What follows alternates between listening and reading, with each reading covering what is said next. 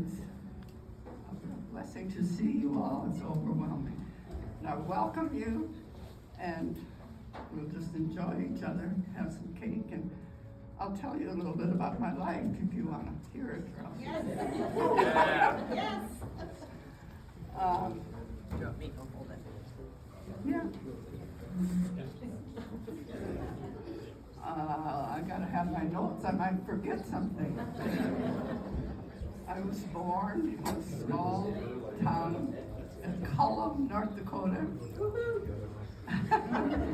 South of Jamestown, about 50 miles. Spent the first years of my life there. And several that I see here today are relatives from back there, and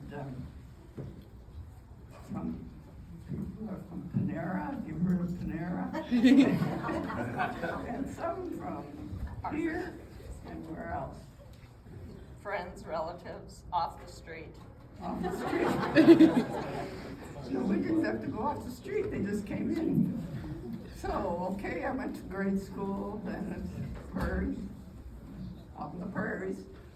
No school bus, so I had to stay in town all week, and then they come and get me Friday night and Sunday night after church. Then I went back there, so I didn't like that very well. I got homesick. So, first country school and high school, but no school buses, so that's why I have to stay there. Okay. Bev, okay, where's Bev? Just gonna add a little to the story.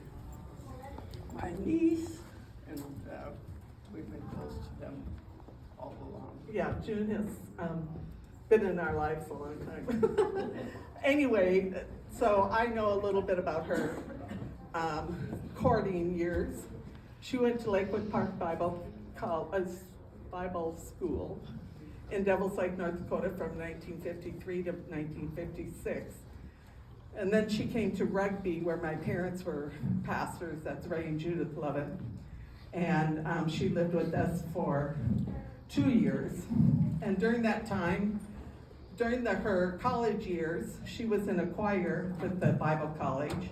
And they traveled around, and they had actually been to the church in Rolette and sang there. Say, tell where Rolette gets in. Okay, keep going. Okay, thank you.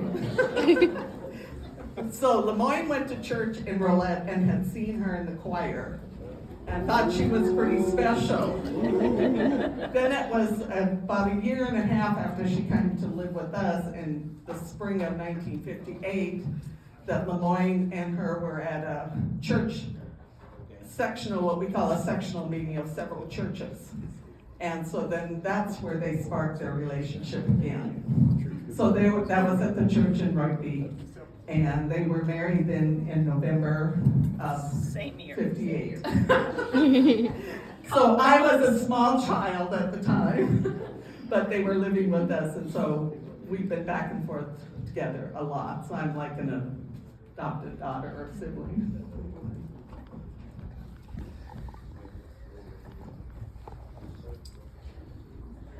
Okay, so I had worked in Rugby then for those 2 years, and then you have to tell me when your part comes in here. Okay. Can get the, okay. You were a bookkeeper.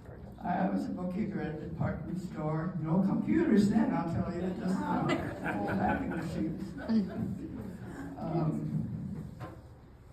So Bev told about the meeting, and then Lemoyne had a farm by Rolette.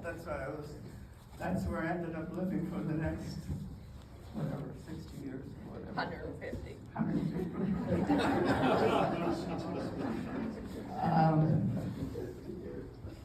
So, Your oldest. yeah. But then my full folks were down in the southern part of North Dakota, and then I ended up living in the northern part. So I didn't like that very well, but there were a lot of trips back and forth, 4 hours, but whatever. She was homesick. When did your part come in here? A little later. A little later, okay. Okay, I'll introduce the kids and the grandkids. So are you ready? Okay, Julie was our oldest. I want you to raise your hand or She's something. over here. Come up. Ju, go up there. Can't see against that light. And your husband Terry. Behind you. He can stay sitting. Where's Terry? He's Right here. Okay. Okay, they had 2 girls. Alicia. You gotta come up here. Gotta move fast or we'll be here too long. Okay, and then go to Nate. Mary to Nate. They have 3 boys. Should I name you or should you want me to name you? Ethan. Where are ya? He's right there. Can't see against that. And they're Nate was. Tim, do you wanna shut the blinds behind you? Okay, there's Ethan, Owen, and Willie. Okay, How about Heidi's kids? okay, Okay, they're next. sorry.